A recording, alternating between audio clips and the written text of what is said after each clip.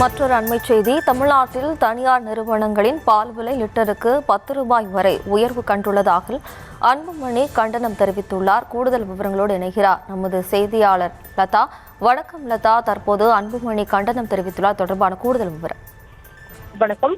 தனியார் பால் விலை உயர்வுக்கு கண்டனம் தெரிவித்து பாமக தலைவர் அன்புமணி ராமதாஸ் அறிக்கை ஒன்றை வெளியிட்டிருக்கிறார். அவர் வெளியிட்டிருக்கும் அறிக்கையில் தனியார் பால் விலை லிட்டருக்கு 10 ரூபாய் வரை உயர்ந்து இருப்பதாகவும், தனியார் நிறுவன பால் விலை உயர்வு கொள்ளைக்கு துணை போகும் கமிஷன் அரசு திமுக என்றும் குறிப்பிட்டு அந்த அறிக்கையை வெளியிட்டிருக்கிறார். எனவே தமிழ்நாட்டில் தனியார் நிறுவனங்களில் பால் விலை லிட்டருக்கு 10 ரூபாய் வரை உயர்த்தப்பட்டுள்ளன என்றும், ஏழை மக்கள் மற்றும் குழந்தைகளின் பசி தீர்க்கும் பால் விலையை தனியார் நிறுவனங்கள் விருப்பம் போல உயர்த்தி வரும் நிலையில் அதை தடுக்க வேண்டிய திமுக அரசு கமிஷன் கலெக்ஷன் கரப்ஷன் கொள்கைப்படி தனியார் நிறுவனங்களின் கொள்ளைக்கு ஆதரவாக செயல்பட்டு வருவது கண்டிக்கத்தக்கது என்றும் அன்புமணி ராமதாஸ் குறிப்பிட்டிருக்கிறார். மேலும் தமிழ்நாட்டில் அதிக அளவு விற்பனை செய்யப்படும் தனியார் பால் நிறுவனங்களில் வழக்கமாக இருக்கக்கூடிய ஆவின் பாலை விட கூடுதல் விலைக்குதான் வழக்கமாக விற்கப்படுவதாக குறிப்பிட்டிருக்கக்கூடிய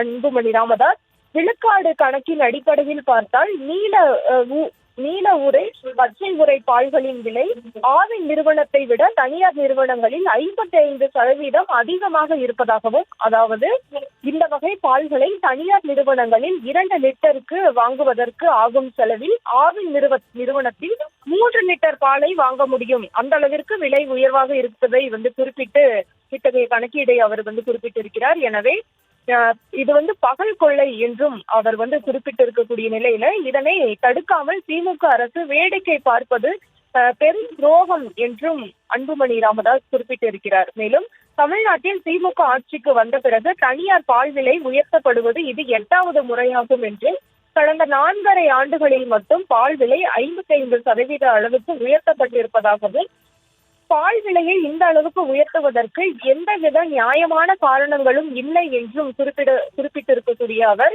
மக்களை சுரண்டி அதிக லாபம் ஈட்ட வேண்டும் என்ற எண்ணத்தில் தான் தனியார் நிறுவனங்கள் பால் விலையை இந்த அளவுக்கு உயர்த்தி இருப்பதாகவும், இதனை அரசு கண்டு கொள்ளாமல் இருப்பதும் பகல் கொள்ளையை கண்டும் காணாமல் இருந்து வரக்கூடிய நிலையில் அதற்கு கண்டனங்களையும் பதிவு செய்திருக்கிறார்.